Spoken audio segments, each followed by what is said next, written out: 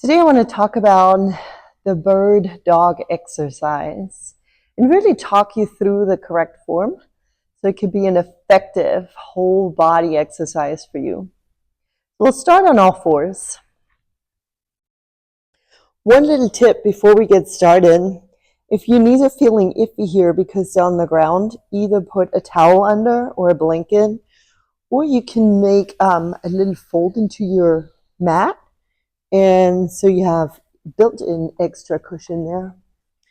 Okay, so bird dog, hands underneath the shoulders. They are shoulder distance apart. Okay, hands on the ground, starfish hands, or if your wrists are feeling, if you make fists and then stand on the fists, this way your wrists are in alignment here. Either way is fine, and you can definitely switch between the two. Okay, so hands are underneath the shoulders, the elbows are in between. I want you to pay specific attention to the elbows.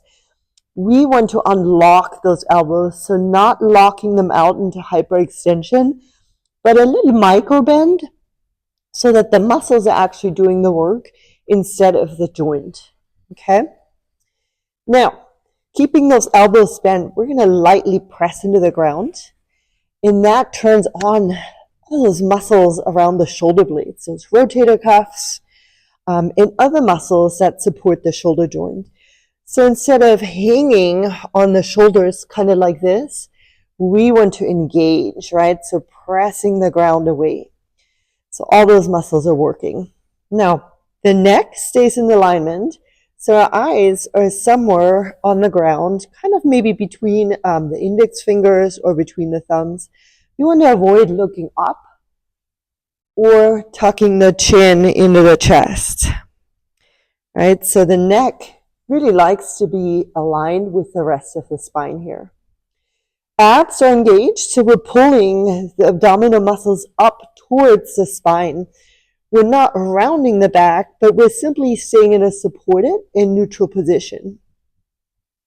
The knees are underneath the hips, and they are hip distance apart. You can tuck your toes under like I do, or you can press the tops of the feet into the ground. That's really up to you. Sometimes tops of the feet down is more supportive. It gives me a cramp in my calves, so I'm going to tuck my toes under here. Okay, so right away, this should feel like an active position. Okay, so one step further then is I'm going to take my leg closest to you, which is my left leg. I'm going to just slide the foot back, and for now, I'm keeping my toes on the ground, but I am turning on that leg. So instead of kind of letting the leg hang, I'm going to extend back and really press into that heel. I'm using my quadriceps, so my thigh muscles, to extend the leg, okay? And then rocking forward slightly to bring those shoulders back over the hands. I'm going to lift that entire leg, and the muscle that's really lifting the leg is the glute muscles. So you should feel that in the back of your hip here. Okay. Option is to keep the foot down and really press back into that heel as if you were pressing something away from yourself. And really the same feeling here if the leg is lifted. We're pressing that heel back as if we're extending back into a wall. Now, arms are still active. We're still pressing the ground away. And then we're extending the opposite arm. So my left leg is up in the back. My right arm is going to go forward, or it can go to the side. So if the shoulders aren't okay with extending the arm forward, we'll just bring the arm out any degree, whatever feels good to you. But that arm is going to reach out as far as possible. So we're reaching through the fingertips. The neck stays aligned. The leg stays aligned. And we can either hold or we can switch sides. So we can hold the bird dog for any period of time, or we can switch either with each inhale,